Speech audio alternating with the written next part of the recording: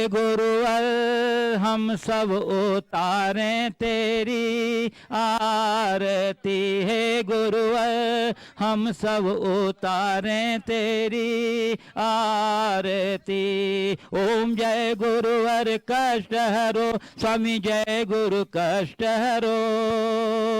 ओम जय गुरुवर कष्ट हरो स्वामी जय गुरु कष्ट। इस प्रकार से इस औपचारिकता के निर्वाह के उपरांत हम आपको लिए चले संघ का समाधान की ओर। इसके पूर्व हम लोग सभी सामूहिक रूप से मिल करके पूज्य गुरुदेव के चरण कमलों में त्रिवार नमोस्तु निवेदित करते हुए उनके मंगल में आशीर्वाद से अपने को अभिषेक करके दास करेंगे। तो हाथ जोड़िए, मस्तक झुकाइए, बोलिए मेरे साथ नमो गुरुदेव, नमो गुरुदेव, नमो गुरुदेव। चलिए घोषणा करिए। हाँ बंधुओं, पूज्य गुरुदेव की पावन प्रेरणा के अनुरूप बिलहरी और बाहुरी वन में नियमित विधान के लिए दैनंदिन स्वीकृतियां हमारे पास आई हैं। उनका वाचन उनको पढ़ रहे हैं आप क्या लाइए। हाँ चलिए मैं बंद करता हूँ। देखिए पहले ये बहोरी वन के लिए अनुराग जैन, पारुल जैन, आदित्य जैन ग्वालियर एक दिन के विधान सबके जिनके भी नाम के विधान घोषणा निकले समझिए एक दिन का है। डीके जैन, सुमन जैन ग्वालियर, राहुल रमेश पाटिल गुड़मुट सिंगी कोल्हापुर, श्रीमती आकांक्षा जैन, राकेश जैन पुणे महाराष्ट्र, निर्मल कुमार सुनीता जैन LIC सिवनी, डॉक्टर विमल जैन, सुधा जैन, मंदू जैन काला जयपुर, दानपति सुरेंद्र कुमार, सुनील कुमार, सुधीर सिनोड़ी, कमला देवी, पदमचंद, महेंद्र कुमार चेन्नई, स्वर्गीय नीमूबेन यशवंत नकारिया बॉम्बे एक दिन का विधान, विजय सेठी इंदौर, सोनिया चमन सेठी इंदौर, सुमित जैन, सुकीर्ति जैन इन्होंने 5 दिन के विधान की स्वीकृति दी है। सुकीर्ति जैन कटनी जो पूर्व विधायक रही कटनी नगर की, उन्होंने 5 दिन की स्वीकृति दी है। नगर के महावीर प्रसाद राजमती इम्फाल मणिपुर इन्होंने 21,000 रुपये की राशि बाकल मंदिर के जीर्णोद्धार के लिए दी है और एक दिन के विधान की स्वीकृति बहोरी वन के लिए दी है। और श्री निर्मल कुमार सुनीता जैन भारतीय जीवन बीमा निगम सिवनी इन्होंने 2 विधान की स्वीकृति दी है। श्री बाबूलाल जैन दलाल दीक्षा इलेक्ट्रिकल सतना बाकल में बाकल के लिए इन्होंने 5100 रुपये की राशि की स्वीकृति दी है। मंदो श्री चक्रेश कुमार नेहा जैन पिपरिया होशंगाबाद इन्होंने बहोरी वन के लिए 1 विधान की स्वीकृति दी है। श्रीमती चंद्रकला जी सेठी रांची इन्होंने 2 दिन की विधान बहोरी वन के लिए, 2 दिन की विधान बिलहरी के लिए और 11,600 रुपया जीव दया के लिए समर्पित किया है। बहुत बहुत साधुवाद आपको। और श्री वरुण प्रियंका मुंबई यूनाइटेड ट्रस्टी इन्होंने बहोरी वन के लिए 1 दिन के विधान की स्वीकृति दी है। श्रीमती सुषमा जैन कोरबा स्वर्गीय श्री महेंद्र जैन की स्मृति में जो यूनाइटेड ट्रस्टी हैं इन्होंने 1 दिन की विधान बहोरी वन के लिए। और श्री प्रसन्न कुमार जी, अनुराग जी, अनुदिश जी, आरजव जी जैन बहोरी वन के लिए एक विधान की स्वीकृति दी है। और बंधु श्री दिगंबर जैन रामगढ़ महिला मंडल झारखंड इन्होंने दयोदय गौशाला कटनी के लिए 26,000 रुपये की राशि स्वीकृति दी है। इस प्रकार सभी दानदाताओं के बंधुओं ये जिनके पावन परिसर में यह आज का संघ का समाधान आयोजित है, उत्तम चंद जी के परिवार के श्रीमती सविता प्रमोद जी सेठ कोयला वाला परिवार बिलासपुर छत्तीसगढ़ उन्होंने 5 दिन के विधान की स्वीकृति दी है। बहुत बहुत साधुवाद। चलिए और अब इस प्रकार घोषणाओं का क्रम यहाँ समाप्त कर रहा हूँ और मैं आपको लिए चलता हूँ संघ का समाधान की ओर। और प्रथम प्रश्न के लिए मैं आमंत्रित कर रहा हूँ जिन्होंने कटनी से अभी तक विधान के अंदर में बहुत सक्रियता से योगदान दिया है गुरुदेव के विधान संपन्न करने के लिए, शुभम मोनी कटनी। एक बार हमारे शुभम मोनी जी का अजय भाई, शुभम मोनी जी। और इसके बाद तैयार रहेंगे श्री अरहंत जैन बिट्टू। ये दोनों युवक जब से गुरुदेव का मंगल विहार चल रहा है बड़े समर्पित भाव से पूरे बिहार को व्यवस्थित करने में अपना योगदान दे रहे हैं। ऐसे उत्साही और समर्पित युवाओं का तालियों से अभिनंदन कर दीजिए। आ जाइए अरहंत जैन और शुभम जैन कोनी। और उसके बाद तैयार रहेंगे हमारे बेंगलोर से पधारे हैं गुरुदेव के चरणों में मेरे भरत जैन अलका जैन से त्रिवार नमोस्तु नमोस्तु नमोस्तु। गुरुदेव मेरा प्रश्न ये है, वहीं से पूछो। हाँ गुरुदेव मेरा प्रश्न ये है कि बिहार के दौरान हम श्रावकों से क्या सावधानी हमको बरतनी चाहिए कि हमसे कोई गलती ना हो? देखो, बहुत अच्छी बात है। साधुओं का जो विहार है एक बहुत जिम्मेदारी का काम है। धर्म प्रभावना का तो ये महत्वपूर्ण अंग है ही, पर साधुओं के विहार को निरापद बनाना सबसे बड़ी जवाबदारी है। इसके लिए जो भी साधु जन हैं, जब कभी भी विहार करें तो श्रावकों को बहुत समझदारी से काम लेना चाहिए। सबसे पहली बात तो इस बात का ध्यान रखें कि सड़क में किसी प्रकार की दुर्घटना न हो। दूसरी बात, साधु संतों के प्रवास के स्थान के चयन करते समय उस स्थान की लोकेलिटी का पूरा ध्यान देना चाहिए। ये स्थान साधुओं के योग्य है या नहीं है, कहीं किसी प्रकार का उपद्रव या अन्य कोई समस्या तो वहाँ नहीं आ सकती। उनकी चर्या जिसमें निर्बाध पले, इस तरह के क्षेत्रों को विहार के लिए चुनना चाहिए और सुरक्षा का पूरा ध्यान रखना चाहिए। और साधुओं के साथ साथ जो उनकी सेवा में लगे हुए हैं उनका भी पूरा ख्याल रखना चाहिए। कई बार हमने ये देखा है कि गुरुओं का तो पूरा ध्यान रख लेते हैं, साथ वालों का हाल ही बेहाल हो जाता है। तो उनकी भी व्यवस्था ऐसी होनी चाहिए कि उनके लिए विहार भी एक एन्जॉयमेंट का साधन लगे बने, वो आनंद लेते हुए जाए और उनके मन में ऐसा रहे कि जब कभी विहार का मौका आए तो हम बिल्कुल एक पैर पर खड़े होकर के चले।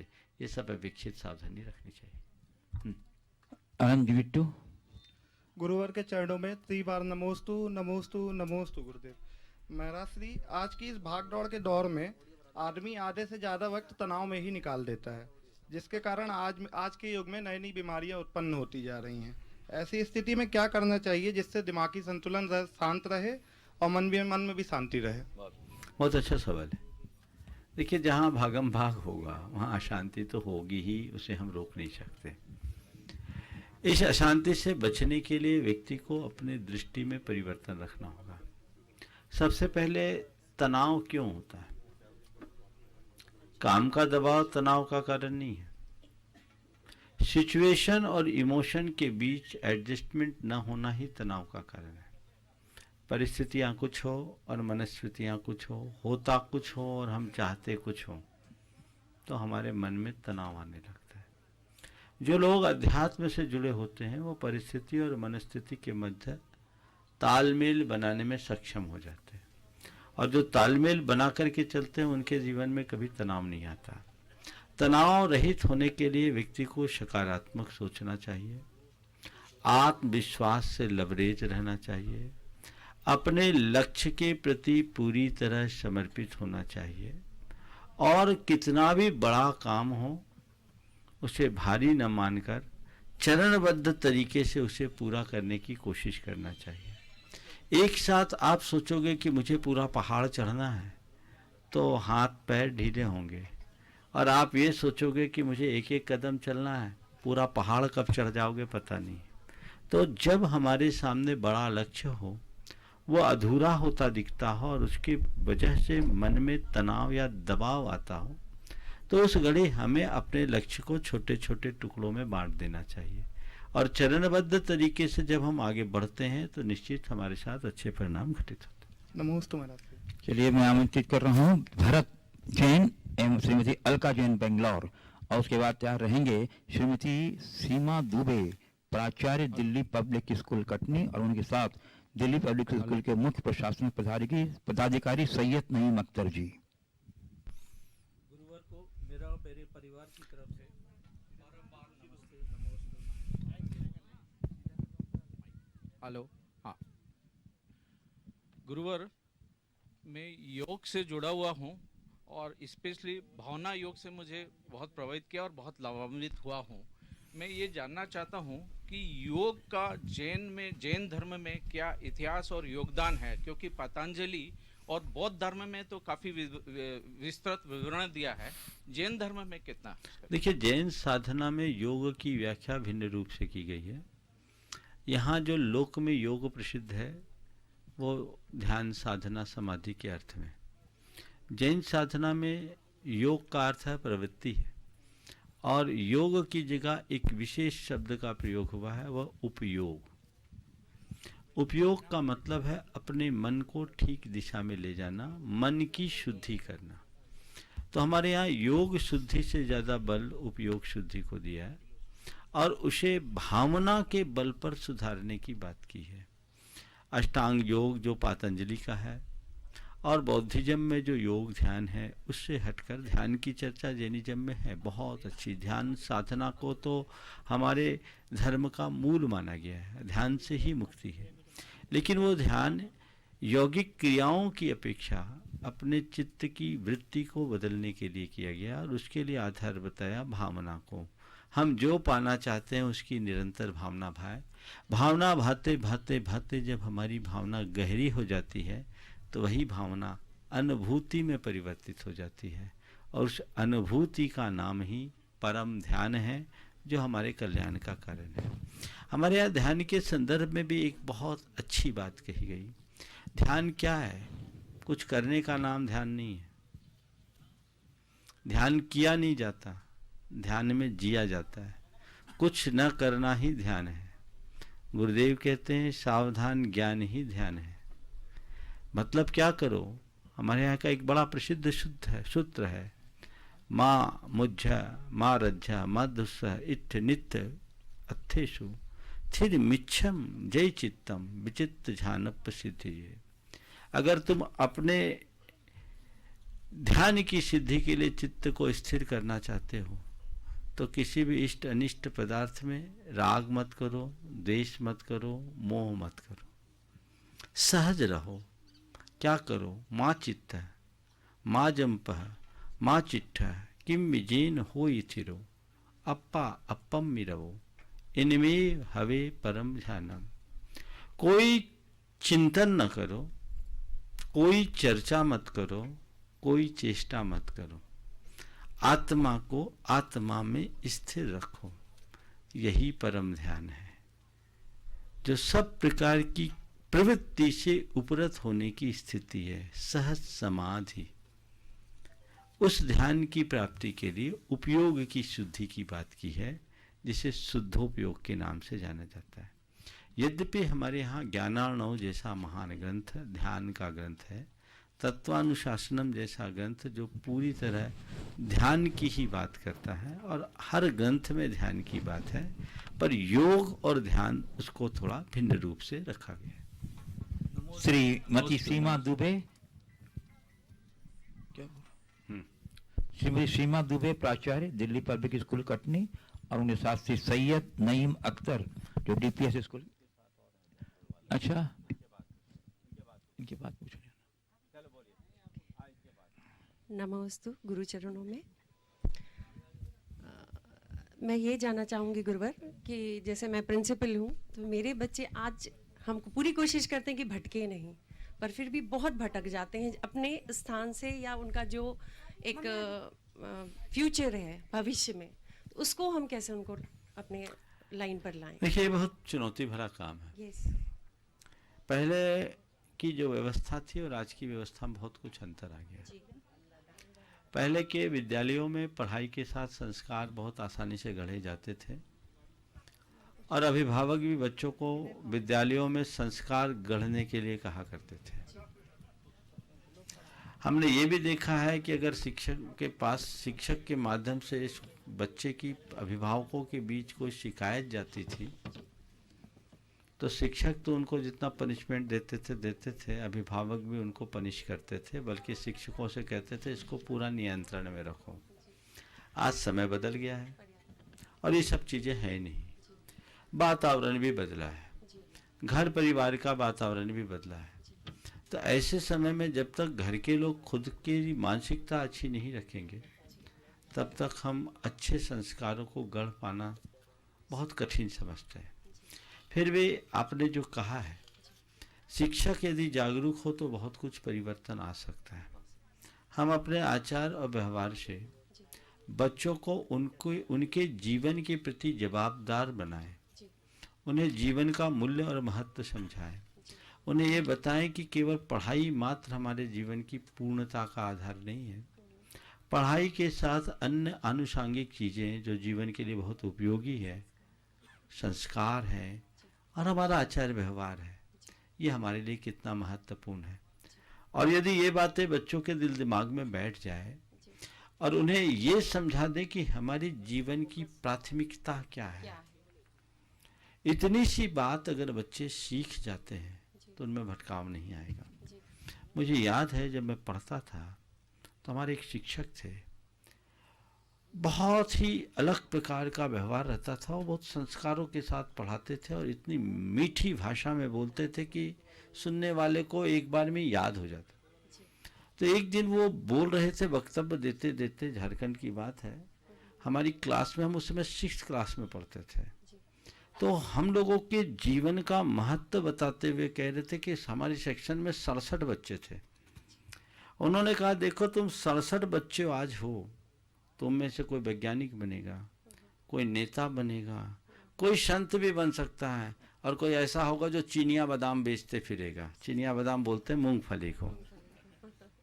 तो वो शब्द और वो चेहरा अभी भी उनका मेरे सामने झूमता है। केशव प्रसाद मिश्रा नाम था उनका। तो ये एक तरीका है बच्चों को अपने जीवन के प्रति जवाबदार बनाने का। उन्होंने ये बात कहा था। तो हम बच्चों को ये बताएं कि हमारा जीवन कितना मूल्यवान है, आपके पेरेंट्स आपके साथ कितनी भावनाएं जोड़े हुए हैं, उनका एक्सपेक्टेशन क्या है, और राष्ट्र के निर्माण में, परिवार के निर्माण में आपका कितना बड़ा योगदान हो सकता है, एक जवाबदार नागरिक बनने की कितनी बड़ी जरूरत है। ये सब बातें अगर बच्चों के हृदय में अंकित कर दिया जाए तो मुझे नहीं लगता कि उनमें कोई भटकाव। धन्यवाद। श्रीमती अलका जी बेंगलोर, उसके बाद तैयार रहेंगे श्री सैयद नईम अख्तर DPS। नमोस्तु महाराज जी। महाराज जी, हम लोग अधिकतर ऑनलाइन ही आपकी शंका समाधान, दर्शन सब कुछ ऑनलाइन ही करते हैं, तो हम उतने भाव आप मन में होते हुए भी उतने भाव प्रकट नहीं कर पाते हैं जितना करना चाहिए। आप लोग से मिलना भी बहुत कम होता है। तो मुझे मतलब पूछना है, मेरा क्वेश्चन ये है कि मैं गुरु के प्रति अपना विनय भाव कैसे प्रकट करूं? एकलव्य का आदर्श अपनाओ ना, समझ गए, ज्यादा कुछ कहने की जरूरत नहीं। जी नमोस्तु महाराज जी। हाँ, सैयद नईम अख्तर साहब, और उसके बाद तैयार रहेंगे गुणायतन के शिरोमणि संरक्षक श्री अनिल जी, अमिता जी एवं उनके सुपुत्र तरुण जी, दुर्गापुर पश्चिम बंगाल। गुरु के चरणों में आकर नमन करता हूँ। गुरुदेव, आपसे एक टिप्स समझना चाहूँगा कि आज के पेरेंट्स बच्चों के सामने बहुत जल्दी हार मान जाते हैं। पहले के समय पे बहुत कम होता था, अभी पेरेंट्स बहुत ही जल्दी सरेंडर करते हैं अपने बच्चों के सामने। तो मैं आपसे निवेदन करता हूँ गुरुदेव। देखिए, बहुत ही ज्वलंत बात आपने उठाई। आज के समय पेरेंटिंग एक बहुत बड़ी समस्या है।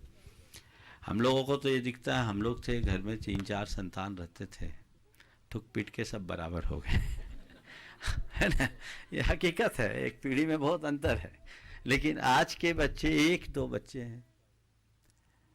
तो अब क्या है कि माँ बाप का बच्चों के प्रति अतिरिक्त लाड हो गया है। उस लाड के कारण बच्चे शुरू से जिद्दी हो जाते हैं और गैर जवाबदार भी बन जाते हैं। पेरेंट्स को बच्चों के साथ कैसा व्यवहार करना चाहिए, 4 बातें मैं आप सबसे कहता हूं। सबसे पहली बात, बच्चों के सामने एक अच्छा आदर्श बनना चाहिए स्वयं को। बच्चों को लगे कि मेरे माँ बाप से अच्छा इंसान इस दुनिया में कोई है ही नहीं। ये रोल उनको दिखाना होगा, वो उनके आचरण और व्यवहार में दिखना चाहिए। ये बहुत जवाबदारी भरा काम है, लेकिन यदि ऐसा आदर्श माँ बाप यदि उपस्थित करते हैं तो संतान पर उसकी अमिट छाप पड़ेगी। आज भी बहुत सारे लोग हैं जो अपने जीवन में कहते ये बात हमारे पिताजी ने हमसे कही थी और वो उनके लिए ब्रह्म वाक्य हो गया। मेरे पिताजी ने इस बात की मनाही मुझसे की थी, मैं वो काम नहीं कर सकता। तो ये बात बच्चों के हृदय में तभी बैठ पाएगी जब आप बच्चों के सामने एक अच्छा आदर्श उपस्थित करेंगे। दूसरी बात, बच्चों की भावनाओं पर भावनाओं का ख्याल रखें। कई बार क्या होता है, माँ बाप बच्चों की भावनाओं को कुचल देते हैं, उनकी भावनाओं का सम्मान करना चाहिए। बच्चों की जिद की पूर्ति भले न करें, लेकिन उनकी भावनाओं को दबाएं भी नहीं, भावनाओं को मोड़ने की कोशिश करें। अच्छी बात को तुरंत स्वीकार करें और बुरी बात यदि है तो उसके लिए आप बच्चों को धीरे से समझाने की कोशिश करें, उन्हें कन्विंस करें। बच्चे कन्विंस होंगे। होता यह है कि या तो शुरू में बच्चों की सब बातें पूरी करने लगते हैं, फिर बच्चे जिद्दी हो जाते हैं, तो फिर बच्चों का हाथ से निकलना शुरू हो जाता है। उनकी भावनाओं का सम्मान करना है, भावनाओं का ख्याल करना है, पर जिद से बचाना है।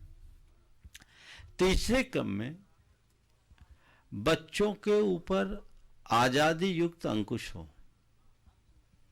आजादी युक्त अंकुश का मतलब न तो आप उन्हें इस नियंत्रण में रखें कि बच्चे अपने अंदर घुटन महसूस करें, न ही इतनी आजादी दे दें कि बच्चों में उच्छृंखलता आ जाए। उन्हें कैसे रखें? जैसे एक पौधा लगाते हैं तो उसकी सुरक्षा के लिए ट्री गार्ड भी लगाया जाता है। ट्री गार्ड कैसे लगाते हैं? पौधे से चिपका के एक गैप करके, ताकि वो पेड़ हिल सके। उन पौधों को आजादी भी है पर सुरक्षा भी, अंकुश भी और आजादी भी। प्रायः देखने में आता है या तो पूरा अंकुश ओवर कस्टडी। कई माँ बाप तो ऐसे दिखते हैं जैसे बाप नहीं पुलिस हो। बड़ा गड़बड़ होता है। उसको पिता की भूमिका में रहना चाहिए, पुलिस की भूमिका में नहीं, तो वो चीजें हाथ से निकल जाती है। तो आजादी हो और अंकुश भी, एकदम उच्छृंखलता भी ठीक बात नहीं है और ओवर कंट्रोल भी या ओवर कस्टडी भी ठीक बात नहीं है। और चौथी बात है, बच्चों पर भरोसा भी करें, विश्वास करें। अगर आप कदम कदम पर बच्चों पर शंका करेंगे तो बच्चों से आप बहुत अच्छा रिलेशन नहीं रख पाएंगे। आपको अपने बच्चों पर भरोसा करना चाहिए, और अगर आपके हृदय में बच्चों के प्रति भरोसा और आपने अच्छे संस्कार दिए तो बच्चे कभी बिगड़ेंगे नहीं। एक दंपति ने आकर के मुझे एक बात कही, देखिए बच्चों पर भरोसा रखने का परिणाम क्या होता है और अच्छे संस्कार युक्त बच्चे कैसे होते हैं। पति पत्नी दोनों आए, साथ में उनका बेटा था, उसने 12th पास आउट किया था। आकर के कहा, महाराज जी कल रात की बात है, हमारा बेटा पिक्चर जाना चाह रहा था, इसके कुछ फ्रेंड्स पिक्चर जाना चाह रहे थे, नाइट शो पिक्चर देखने के लिए गया। हम लोगों से पूछा, हमने इनको सम्मति दी, पिक्चर देख कर आया और रात के 12 बजे घर आया। उसको चाबी दे दिया गया था, बेटा रात में डिस्टर्ब मत करना, तो चाबी दरवाज़ा खोल के अंदर आ जाना। लेकिन 12:10 पर घर आया और आते ही दरवाज़ा खटखटाया, पापा दरवाज़ा खोलो। हालत बदहवास सी। जब दरवाज़ा खोला, बोले क्या बात है, सुबह बात कर लेनी, अभी खोलो। दरवाज़ा खोला, देखा कि हालत एकदम बदहवास सी लग रही है। क्या बात है? बोला पापा बहुत बुरा हो गया, बहुत बुरा हो गया। क्या हो गया? तो इतना ज़्यादा नर्वस और बदहवास क्यों? तो पापा क्या बताऊं, मैं पिक्चर से देख कर आ रहा था, मेरे साथ के दोस्तों ने एक होटल में चाय पानी करने के ख्याल से गए और मुझे भी ले गए कि कुछ खाएंगे पिएंगे, और सबने ड्रिंक लिया। महाराज जी, पापा मेरे गिलास में भी उनने बियर डाल दी और मैंने पी लिया। दोस्तों के आग्रह पर मैंने पी तो लिया, पर पीने के तुरंत बाद मुझे लगा कि मैंने अपने पापा का विश्वास खंडित कर दिया। पापा मुझे माफ करो, मुझे बहुत गिल्ट फील हो रहा है, मुझे माफ करो। पिता ने उसे गले से लगा लिया, बोला बेटा तू अगर इतना विश्वास रखा है तो मुझे भरोसा है तू कहीं भटक भी जाएगा तो संभल जाएगा। महाराज मैं आज आपके चरणों में आशीर्वाद दिलाने लेकर आया हूँ। बेटा सामने था, उसकी आंखों में आंसू थे। बोले महाराज बहुत बड़ी गलती हो गई, मैं जीवन में दोबारा कभी गलती नहीं करूँगा। तो ये एक पेरेंटिंग का तरीका है। यदि इस तरीके से लोग अपने बच्चों की ठीक देखभाल करेंगे तो कभी ऐसा कुछ गलत नहीं हो सकेगा। मैं आमंत्रित कर रहा हूँ गुणायतन के शिरोमणि सुरक्षक गुरु चरण के अनंत भक्त श्री अनिल जी, अमिता जी एवं उनके सुपुत्र तरुण जी को, और उसके बाद तैयार रहेंगे गुणायतन शिरोमणि संरक्षक श्री अतुल शीतल लाधानी, निहाल और वंदना बक्सरा गुजरात। नमोस्तु गुरुवर, नमोस्तु गुरुवर, नमोस्तु गुरुवर। गुरुवर, मैं अक्सर अपनी जॉइंट परिवार में रहती हूँ और बच्चों को बहुत प्यार करती हूँ, लेकिन कभी कभी मुझे लगता है कि मैं उसके दुलार को ठुकरा देती हूँ, तो मुझे बहुत मन को ख़राब लगता है। उसकी वजह है कि वो मेरे से जिद करते हैं, कभी रात में बोलेंगे खाना खा लो आप, अच्छा थोड़ा सा चख लो, अच्छा थोड़ा सा ही ले लो, अच्छा अम्मा थोड़ा सा ये लगा लो, वो लगा लो। तो मुझे लगता है वो इतना प्यार करती है तो मुझे मना करते हुए भी नहीं अच्छा लगता, और कभी कभी मैं गुस्से में उसको डांट भी देती हूँ। तो फिर उसकी आंखों में आंसू आते हैं, तो मुझे लगता है कि मैंने अच्छा नहीं किया, तो मैं उसको कैसे समझाऊं? बहुत कोशिश करती हूँ। बहुत अच्छा सवाल है। बच्चों के साथ प्यार, परिवार के हर सदस्यों के साथ प्यार तो होना ही चाहिए, प्यार हो, दुलार हो, लेकिन इसके साथ साथ अपनी मर्यादाओं का बोध भी उन्हें कराना चाहिए। बच्चों के साथ ऐसा व्यवहार करो कि बेटा तुम्हें जैसा खाना पीना है तुम अपने तरीके से खाओ, पर तुम्हें मालूम है कि मेरे नियम क्या है और नियमों का महत्व क्या है। मैं नहीं खाती, कायदे से तुम लोगों को भी नहीं खाना चाहिए, पर तुम्हें खाना है तो तुम खाओ। हमारे लिए इस बात के लिए प्रेशराइज बिल्कुल ना करो, क्योंकि हमारे नियम है, और उनको नियमों का महात्म्य बताओ, नियम तोड़ने के फल बताओ। कुछ कथाएं सुनाओ उस समय उन बच्चों को कि बेटे देखो अभी तुम लोग छोटे हो, हम तुम्हारे लिए कुछ नहीं कहते, पर हमारे हिसाब से हमें ऐसा काम नहीं करना चाहिए, हम लोग जैन हैं, इस तरह का कार्य ना करो। इसका नतीजा क्या होगा पता है? वे बच्चे आपको रात में खाने के लिए बाध्य करने की जगह खुद रात में खाना बंद कर देंगे, और तभी आपकी सच्ची जीत होगी, और यही सच्चा प्यार और दुलार कहलाएगा। इस तरह से हमें उनको भावनात्मक रूप से समझाना चाहिए। नमस्ते गुरुदेव। तरुण जी प्रश्न पूछेंगे। नमस्ते गुरुदेव। ओ प्रिपेयर्ड हो? नहीं, चलो ठीक। मैं आमंत्रित कर रहा हूँ श्री अतुल, शीतल, निहाल, वंदना लाधानी बंधुओं गुजरात। ये वो परिवार है जो गुरुदेव के समक्ष कलानिधि में आयोजन होने वाले हर आयोजन में जो सर्वश्रेष्ठ होता है वह पुण्य आजगत का सौभाग्य प्राप्त करते हैं। कट्टिंग शिक्षा विधान में प्रमुख मंडल और बिलहरी में प्रमुख वेदी में बड़े बाबा को विराजमान करने का, और अभी यहाँ बहोरी वन में प्रथम मस्तकाभिषेक करने का सौभाग्य प्राप्त किया। बोलो। आ जाइए। गुरुदेव के चरणों में भावपूर्वक नमोस्तु नमोस्तु नमोस्तु। गुरुदेव, गुरुदेव हर बार ये सब बातें कहना जरूरी नहीं है, हाँ। क्योंकि उनसे थोड़ा अभिमान बढ़ता है, सबको भी ये लगता है कि ये क्या। ठीक है, ऐसा ही लगना चाहिए। हमारे मन में तो हमेशा यही रहता है कि अगर गुरुदेव की कृपा नहीं होती तो हम ये कुछ भी नहीं कर पाते। तो गुरुदेव के चरणों में ही ये सब जो है वो समर्पित है, इसलिए ये सब कुछ कहना जरूरी नहीं है। बस गुरुदेव के परम भक्त है वही सही है हमारे लिए। गुरुदेव, मेरा प्रश्न ये है कि अभी अभी आपने बताया कि बच्चों के लिए सुरक्षात्मक अंकुश रखना जरूरी है, तो कभी कभी हम उस अंकुश का मतलब ही नहीं समझ पाते कि अंकुश किस तरह का होता है या कितना रखना चाहिए। तो गुरुदेव मैं उतना जानना चाहूंगी। आप अपने बचपन को याद करें, जब आप घुटने के बल और पाँवों के बल चलना सीखे होंगे, खेलने के लिए जी मचलता होगा, तो आपकी माँ ने कहा होगा कि बेटा खेलना है तो खेल, पर आंगन से बाहर मत जाना। याद है? क्यों? आंगन से बाहर जाओगे तो गाड़ी वगैरह आता है, या उस समय अपने ज़माने में गाड़ी घोड़ा कम चलते थे, बाहर हाउ आ जाएगा, है ना? कुछ ना कुछ बताते थे, हाउ आ जाएगा, ये आ जाएगा, तो इसके भीतर है, इससे बाहर नहीं जाना। माँ ने हमें चलने से नहीं रोका, पर हमें एक दायरे में बांध दिया। अगर माँ कहती कि बेटा तू चल नहीं पाएगा, गिर जाएगा, तो शायद आज हम उठ के खड़े नहीं हो पाते, चल नहीं पाते, इतने समर्थ नहीं होते। और माँ ने हमें यदि हमारे आंगन की सीमा के बीच बांधा नहीं होता तो हम सड़क पर न जाने किस गाड़ी घोड़े से कुचल गए होते। तो माँ ने हमें आज़ादी भी दी और हमें एक सुरक्षात्मक दायरे तक सीमित भी किया। बस यही दृष्टिकोण हमें अपने बच्चों के साथ रखना चाहिए। गुरुदेव, एक प्रश्न और है। कभी कभी हमारे बच्चे हम जैसे उसको बताते हैं तो तर्क करते हैं, जिसका हम सही तरीके से जवाब नहीं दे पाते, तो उस तर्क का हम जवाब कैसे दें? देखिए, बहुत अच्छी बात है, बच्चों का मुंह बंद करना ठीक नहीं है, उनके तर्क का बिल्कुल तार्किक उत्तर देना चाहिए।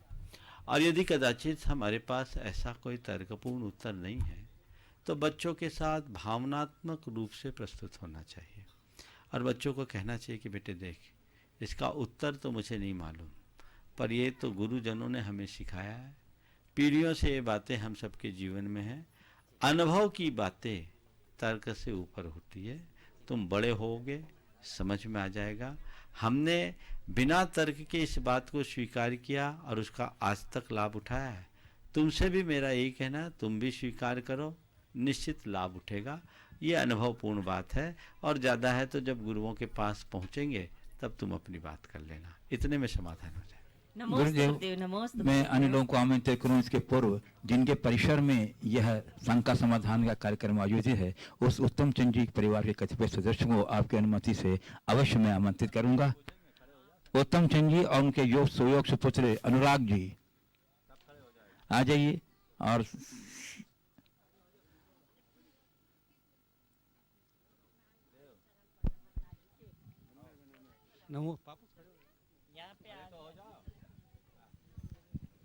नमोस्तु महाराज जी, नमोस्तु महाराज जी। मम्मी एक मिनट,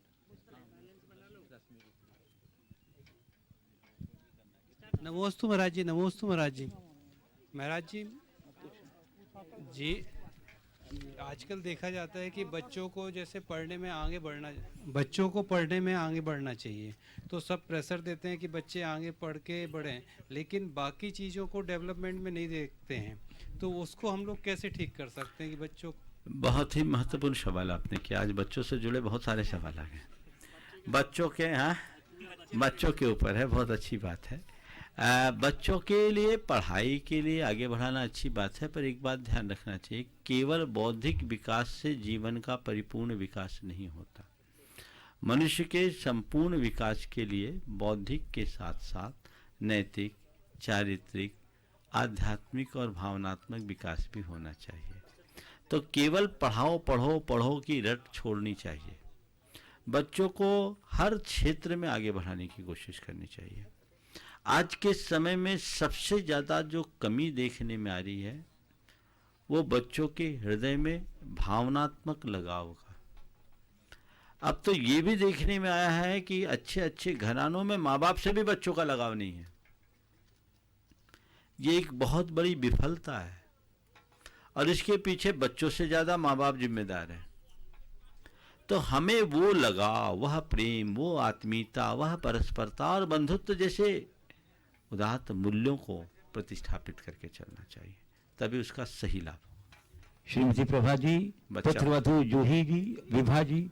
हाँ, बेटा पूछ रहा है, पूछो पहले, अपना नाम बता दो। नमस्ते मेराश्री, मेरा प्रश्न ये है कि खुशी का पासवर्ड क्या है? बहुत सुंदर पूछा है।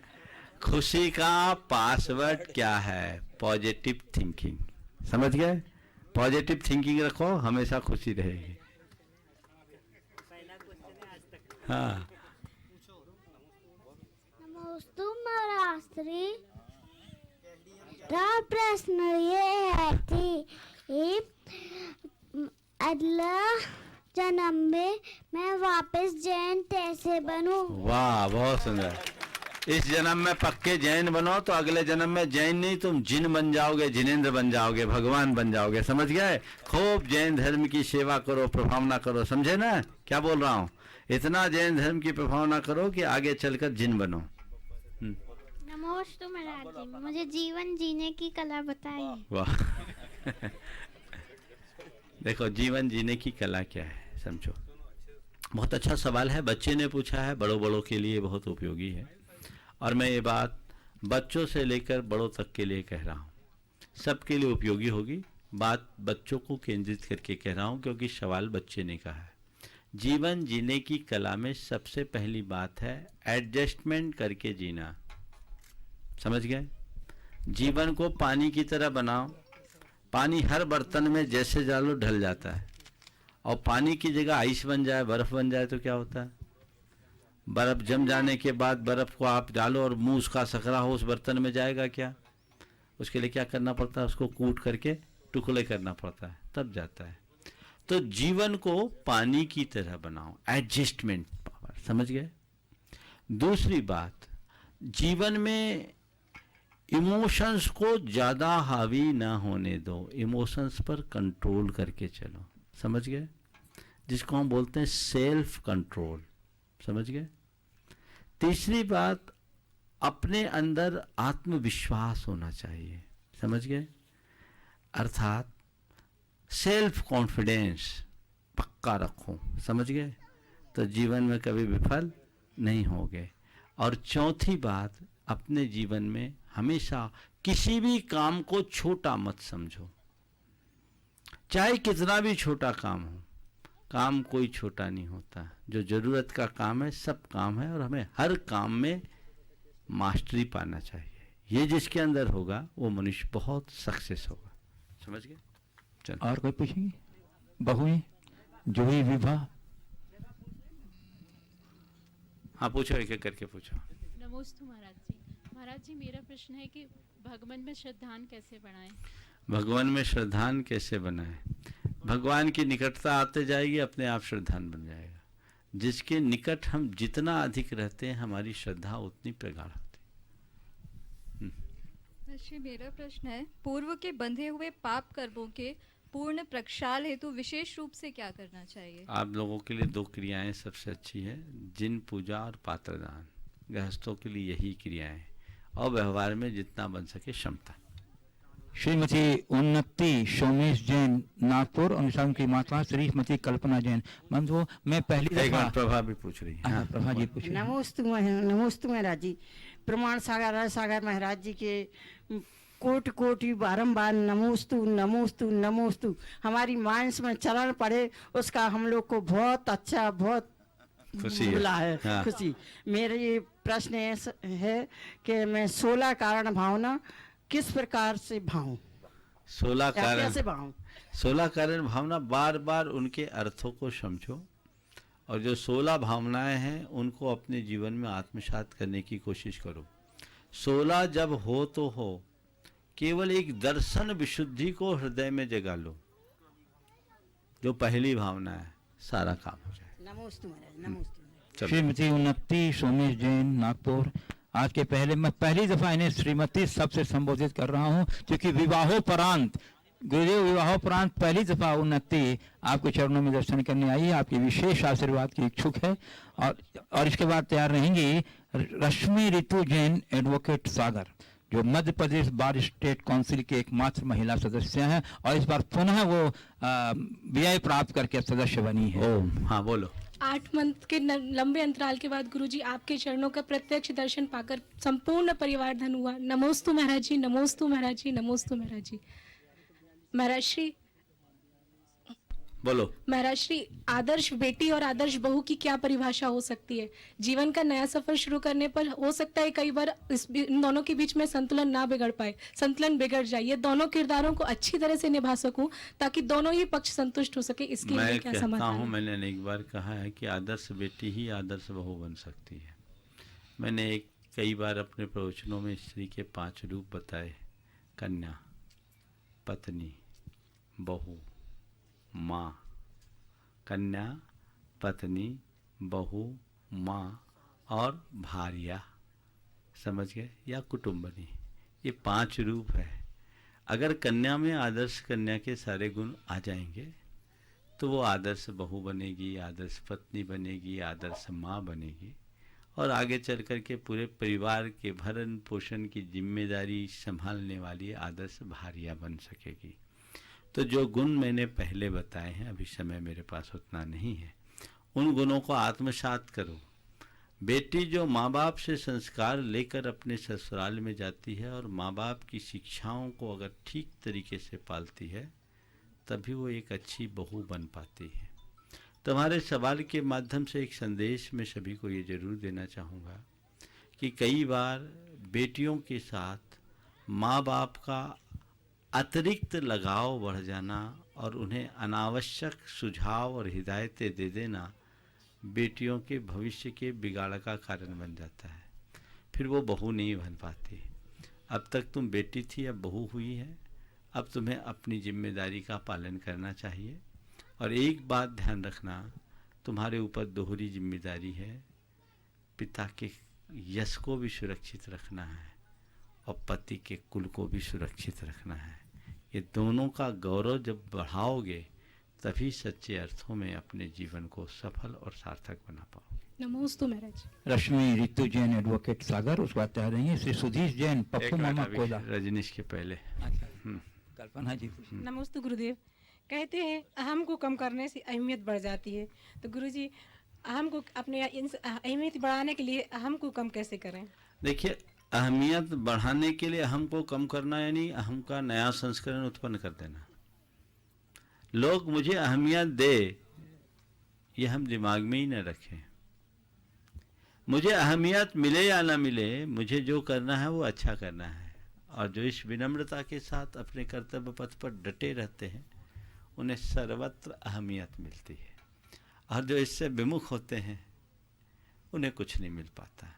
इसलिए हमें अहमियत पर ध्यान नहीं देना है, अपने अहम को गलाना है और अहमियत पाने की जगह औरों को अहमियत देने की कला अपनाना है। ठीक है। रश्मि रितु जैन एडवोकेट सागर से तैयार रहेंगे। गुनाइट एंड ट्रस्टी श्री सुधीश जैन पप्पू मामा कोयला वाले कटनी। नमोस्तु मुनिवर, नमोस्तु मुनिवर, नमोस्तु। सिंघई परिवार से हो रहा और वीर परिवार सागर की ओर से मुनिद्वय के चरणों में सादर नमोस्तु। मुनिवर कहते हैं कि आर्त रौद्र परिणाम, मुनिवर कहते हैं कि आर्त रौद्र परिणाम पाप बंध का कारण है। मुनिवर, मैंने आपके सन्निधि में 7 बार पर्युषण पर्व में धर्म साधना की, लेकिन इस बार कोविड-19 की वजह से कुछ ऐसे संयोग बने कि गुरु चरणों की सन्निधि नहीं मिली। गुरुवर, 16 मार्च को आपके दर्शन किए और उसके बाद आप सागर में रहे, लेकिन हमें दर्शन नहीं मिले। गुरु की चरणों की अनन्य भक्त हूं मैं, और सुबह जब मैं 8:15 बजे टीवी खोलती थी और शाम को जब 6:15 बजे टीवी खोलती थी, प्रतिदिन का यह कार्य था, तो गुरुवर का एक ही संदेश मिलता था कि सब दूर रहो और अपने घर से धर्म करो। लेकिन मुनिवर, मैंने ऐसे लोगों को भी देखा कि गुरु आज्ञा के बगैर भी वो गुरु के चरणों की सानिध्य पाई उन्होंने, लेकिन मुनिवर मुझे नहीं मिली। मुनिवर, उस दौरान मैंने कई बार मेरे आंखों से अविरल धारा बही कि ये कैसा दुर्भाग्य है मुनिवर। तो मेरे इन आर्द्र मन में ये भी बात आती रही कि आर्द्र परिणाम नहीं करना चाहिए। तो मुनिवर, ये कौन सा मेरा बंद का कारण है? ऐसा है कि कर्फ्यू लगता है, मार्शल्ला होता है, उसमें भी स्पेशल पास कटते हैं। आपने अप्रोच तो किया होता, सारा आर्द्र घूर के कटिया होता। जो आए हैं वो सब अनुमति लेकर आए, व्यवस्था से आए। थोड़ा सा इसमें वकालत लगा लेती तो समस्या हल हो जाती। समझ गई ना? चलिए श्री गुनाइट एंड ट्रस्टी श्री सुधीश जैन पप्पू मामा कोयला वाले बंधुओं, कटनी चातुर्मास के ये सबसे सक्रिय कार्यकर्ता रहे हैं और उसके सह संयोजक भी रहे हैं। एक बार जोरदार कर्तव्य ध्वनि से अभिनंदन कर दीजिए। अभी कुछ कोरोना के कारण ये बीच में अनुपस्थित रहे थे, तरोताज हो गए, अब तरोताजा होकर पुनः आए हैं। ऐसी बात तैयार रहेंगी। संजीव पिंकू जैन कुमार अनिमेश जैन कटनी।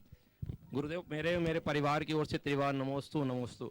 महाराज जी, आज मैं पूर्ण स्वस्थ होके 33 दिनों बाद आपके आशीर्वाद, आपके चरणों में आपके आशीर्वाद से आया हूँ। गुरुदेव, मैं जानना चाहता हूँ कि जीवन में प्रतिकूलता अनुकूलता का आना हमारे हाथ की बात नहीं है, परंतु दोनों के मध्य समता बनाए रखने के लिए भी क्या हम कर्मों के अधीन हैं? देखिए, समता बनाने के लिए हम कर्मों के अधीन नहीं, पुरुषार्थ के ऊपर है। यदि हमारी सोच सही बन जाए तो समता अपने आप बन जाएगी। आपके जीवन में कोई प्रतिकूलता आए और ये कर्म का उदय मानकर इसे सहज स्वीकार लो और इसे समझो कि हमारे जीवन का एक हिस्सा है, सब ठीक हो जाएगा।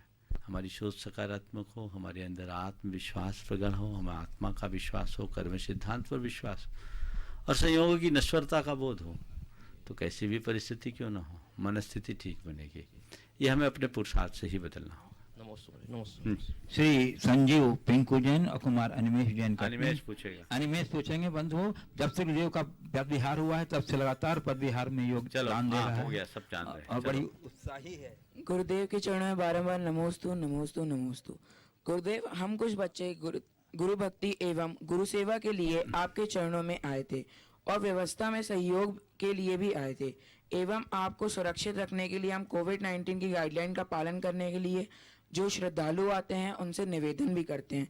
इसमें हमसे कुछ लोगों से बैर भी हो जाती है और उनसे थोड़ी बहस भी हो जाती है, तो ऐसे में उनके भाव खराब होते हैं, हमारे भाव खराब होते हैं, तो ऐसे में आपका क्या मार्गदर्शन रहेगा? नमस्ते। उनसे बात करो विनम्रता से, पुलिस की भाषा में मत करो, समझ गए? आदेश परक शब्दों का प्रयोग न करो, अनुरोध परक शब्दों का प्रयोग करो, समझ गए? और एक तरीका मैं बताता हूँ। मैं एक स्थान पर था और हमारे दरवाजे पर एक भाई बैठा हुआ था।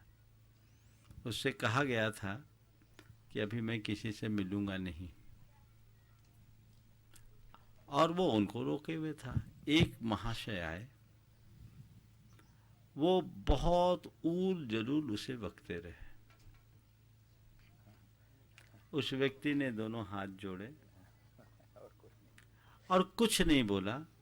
उन्होंने कहा, आपको जो बोलना है बोल दीजिए, मुझे तो जो गुरुवर का निर्देश है उसका पालन करना है, मैं पालन कर रहा हूँ। आप जो बोल रहे हैं, आपको निश्चित तकलीफ हो रही है, मैं उसके लिए कुछ कर नहीं सकता। आपको जो बोलना है बोलिए, पर अंदर तो अभी हम आपको नहीं जाने देंगे। और हम अत्यंत विनम्रता से कह रहे हैं, आप फिर ऐसा मत कीजिए। थोड़ी देर में वो नॉर्मल हुआ। तो उसके बाद उन्होंने कहा, आप गुरु के दर्शन करने के लिए इतने उतावले क्यों हुए? थोड़ा शांति रखिए, धैर्य रखिए, गुरु जी का दर्शन मिलेगा। उनकी बातें मेरे कान में आ रही थी, मैं अंदर ही बैठा था और वो आदमी बिल्कुल तमक के बोल रहा था। अंदर आने के बाद इस बीच करीब 15-20 मिनट हो गए। उसके बाद दर्शन हुआ। अंदर आने के बाद उस व्यक्ति को रियलाइज हुआ और उस व्यक्ति ने आकर कहा, महाराज जी, था एक जुड़ा हुआ व्यक्ति था और जुड़े हुए लोग ज़्यादा हल्ला करते हैं। उसने कहा, महाराज जी, इस व्यक्ति के धैर्य का मैं मुरीद हो गया। इन्होंने मुझे बिल्कुल कोई कड़े शब्दों में नहीं कहा और आपके निर्देशों का पूरी तरह पालन भी किया। समझ गए ना? तो बस ऐसा ही करना चाहिए, समझ गए? हाँ। श्री मनोज जैन, संजय जैन सिहोरा और उसके बाद तैयार रहेंगे प्रोफेसर आर.के. जैन सतना।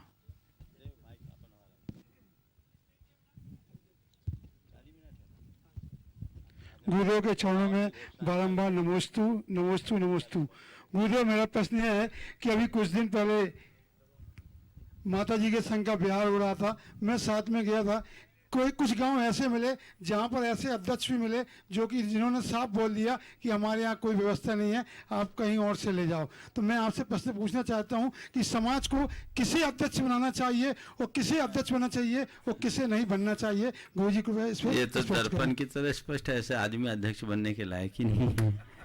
अरे व्यवस्था नहीं है। साधु संत तो यदा कदा आते हैं, सौभाग्य से आते हैं, उनको तो हर चीज़ की कोई ना कोई व्यवस्था बनानी चाहिए।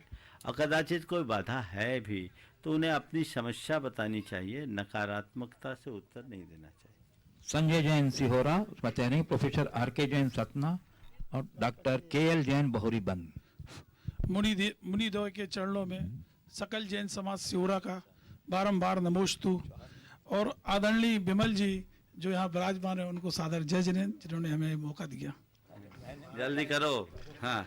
आंखों से न देखा है, देखा है श्रद्धान से, वाणी से नहीं पुकारा, तुम्हें पुकारा ध्यान से, एक अलौकिक बात निराली कहती अपने ज्ञान से, तुम तो लगे गुरुवर इस युग के भगवान से।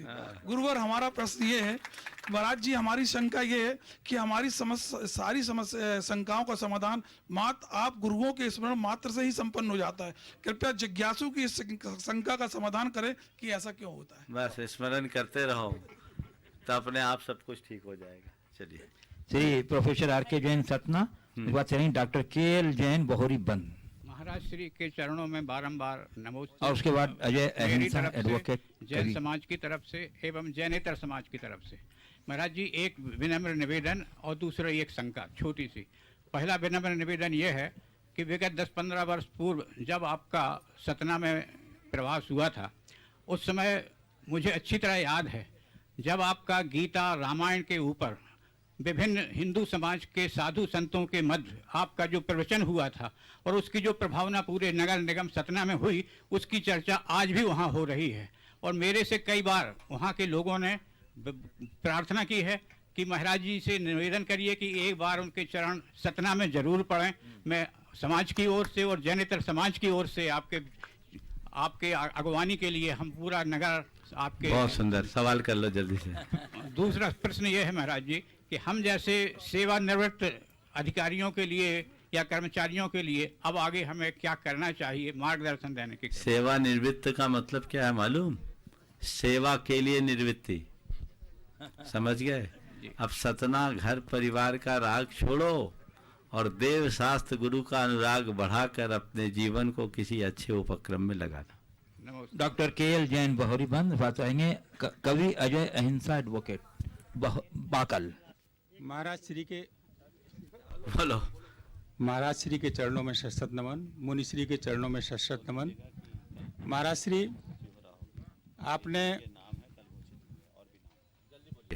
श्री आपने जब हम लोगों को प्रवचन के अपने मंगल प्रवचन के दौरान दान के प्रकार उनकी महिमा के बारे में बताया था, तो उसमें करुणा दान के ऊपर आपने विशेष जोर दिया था और उसमें पीड़ित मानवता की सेवा और ज़रूरतमंदों को उनकी ज़रूरत के अनुसार मदद करना, ये सबसे बड़ा दान आपने बताया था। लेकिन महाराज जी मैं महसूस करता हूँ कि हमारी समाज में अभी करुणा दान के प्रति थोड़ा रुचि कम है। क्या जागरूकता की कमी है? ऐसा नहीं है, हमारा अनुभव ये बोलता है जब निमित्त आता है तो समाज जिस तरह की करुणा का परिचय देती है, अपेक्षित दृष्टि से देखा जाए तो कम नहीं है, औरों में ऐसा कम दिखता है। हमें सबको करुणा का भाव रखना ही चाहिए। आज के सत्य को परम पूज्य गुरुदेव के चरणों में नमन अर्पित करते हुए यहीं पर विराम। बोलिए परम पूज्य आचार्य गुरु विद्यासागर जी महाराज की जय।